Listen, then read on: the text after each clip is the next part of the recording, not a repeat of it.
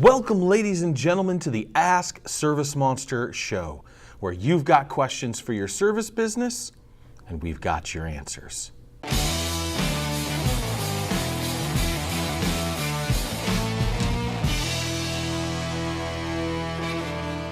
Today's topic was prompted by a recent experience I had with my Vistage group, where they brought in a pretty incredible speaker talking about performance reviews. I've seen this topic talked about in a number of groups and conversations, and so I thought I'd throw that out there. It's certainly something we've talked about internally a lot, and let's face it, no one likes performance reviews. They take too long, they're hard to rate, and you have this issue with rating people on an actual scale or actually in a subjective way and risk making them feel bad. So here's how it normally goes. You get a few employees and you realize pretty quickly you need to protect yourself.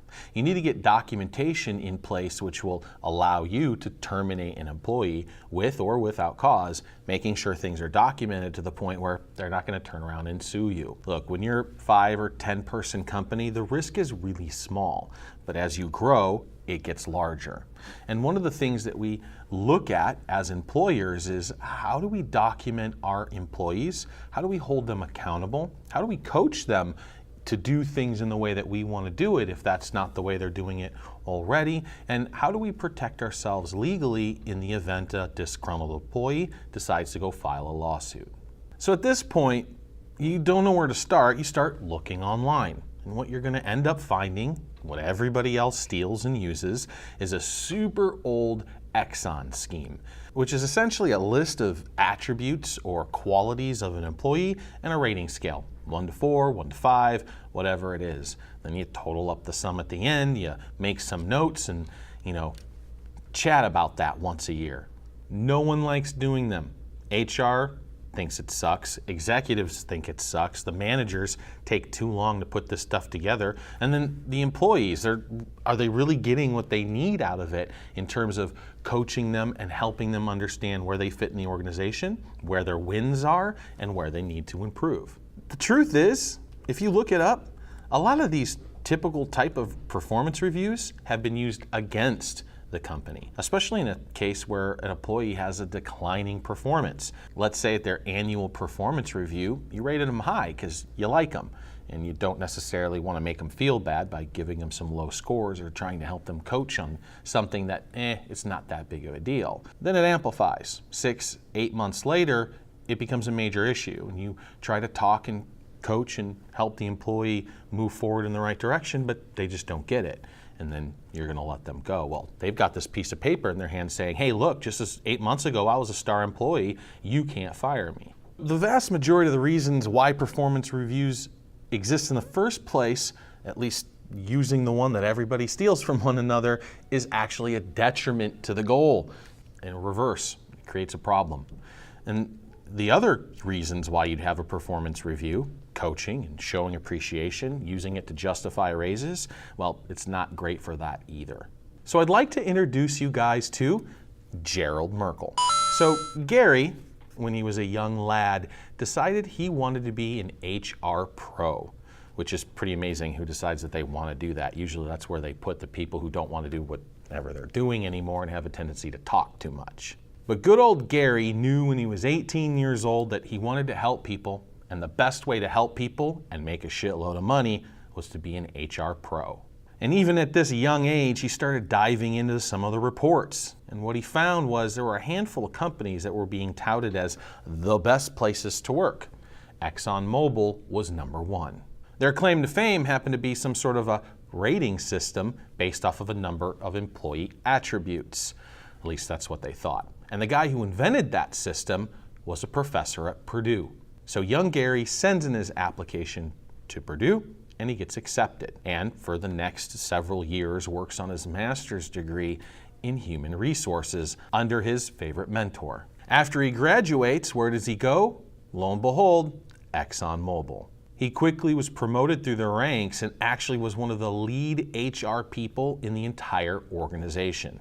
And he was implementing that same rating strategy system that Exxon came up with that, incidentally, we're all using today.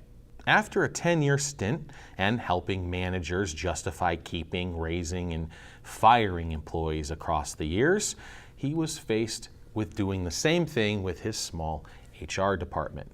And he lost a battle that actually caused him a lot of emotional distress. He ended up firing somebody who was perfectly good for the job function, but because of the way the curve worked, caused that employee to have an issue. At this point, Gary understands this is not the right way to approach employee evaluations. He moves to his next spot, Shell, and he does pretty much the same thing there, but before he gets the job, he tells them, look, I need control over your entire organization's review policy. And they agreed. And while he was working for Shell, he developed a new way to approach performance reviews. And over the years, he worked with a handful of other companies to hone it down. He wrote a book a number of years ago that's called Catalytic Coaching. And that's what he came to Vistage to talk about to us on Tuesday. So this is pretty simple, guys, and it's the simplicity that I like. It consists of 3 sheets, a yellow sheet, a blue sheet, and because yellow and blue make green, a green sheet. The idea here is to make performance evaluations quick, protect you from a legal point of view, and give the employee what they need in terms of things to work on, things that you need to praise them for, performance evaluation, justification in their raise, and just overall keeping a pulse on your employees and their goals. Now, the yellow sheet is filled out by the employee. It essentially covers 4 general topics. Number 1, what have you done for the company lately? Number 2, what has the employee done for themselves lately? Number 3, what do they want to be when they grow up? And number 4, pretty much a catch-all. What do you want the managers and company to know? So the employee should only take maybe about a half an hour, 45 minutes to fill this out. It's a chance for them to list all of their accomplishments, both personal and for the company, or air any potential issues or concerns. The question, what do you want to be when you grow up? I really like this because it's something that I help chase as well, understanding the long-term game plan of some of our employees and what can we do to align our business and their position to help them meet those goals. After the yellow sheet, there's the blue sheet. And this is basically for the managers to fill out. Shouldn't take more than a half an hour or so, and it's not a rating system. This is just a few little sentences and a handful of topics depending on the grouping mechanism within the blue sheet. So the manager is first going to write down the employee's strengths. You're going to identify 3 or 4, and this is going to set the tone for the rest of the conversation. The second section, areas of improvement, things that the manager feels that the employee can work on in order to get to that next level. Number 3 is development recommendations. So taking into account what the employee did with the yellow sheet, knowing what they want to be when they grow up and how they can move through the company, you want to set a plan to help them move in the right direction. Things that you can do and the company can do, things that the employees can do to work toward that. Let's say that they want to be in the next position above them. Well, let's identify a path to get there. Maybe there's some things you need to be trained at, or maybe you can be doing some things to help prepare you for that position. So after the manager has evaluated the yellow sheet and created the blue sheet, we have a conversation. You sit down with the employee, taking both of those sheets, and have a conversation centered around the yellow and blue sheet. Now, the green sheet follows a pretty standardized format. These are goals, and you want them to be SMART. We've talked about this before. A goal should be specific. It should be memorable. It should be achievable, results-oriented, and time-based. So not a huge amount of work here either, but some objectives, things that the employee can work on over the course of the next year to help meet their goals and to accomplish some of the goals within the company. So that's it. It's not any more complicated than that, right? You have your yellow, blue, and green sheets and an annual review where this is processed. Now, what happens in the midterm? So there's an incident. The employee shows up late 4 days in a row, and it's something that the position really requires them to be on time for. Well, of course, you're not just going to fire them, and that particular documentation that you had from 6 months ago may not apply now. So what do? You bust out a blue sheet. You start with their strengths, always, Then you write down the areas for improvement, which include the infraction that you really want to focus on. And then you sit down and you have a conversation. You create a green sheet, which creates a plan of action, and you move forward. If they don't make the adjustments they need to, and you've clearly identified what they have to do, otherwise this is a terminatable offense, you let them go. And if they follow through and they get their mojo back, then awesome, everyone wins. Now, I'm not a huge fan of tying employee raises to performance reviews. Life is too fluid for that. Right, and the more people you get into the organization that realize that their goal isn't to make $1 million, their goal is to have a happy life, like you can start playing with this kind of stuff, and maybe the raise needs to come at halfway through the year. Maybe you're able to let someone go or someone leaves through attrition on their own, and you're able to take their salary and distribute it amongst some of the workers. Like there's all kinds of ways to play with this, and getting things locked into a yearly raise cycle at a standard 3%, just not a fan.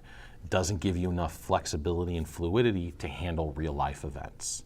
That's it, guys. All in all, it's pretty simple, and that's what we're looking for out of a clear performance review. So let's wrap up with 3 main points. Number 1, everyone hates performance reviews. They take entirely too long to fill out, and what does HR do when there's a problem? They add more work. Oh, let's get the employee involved to have them write their own review.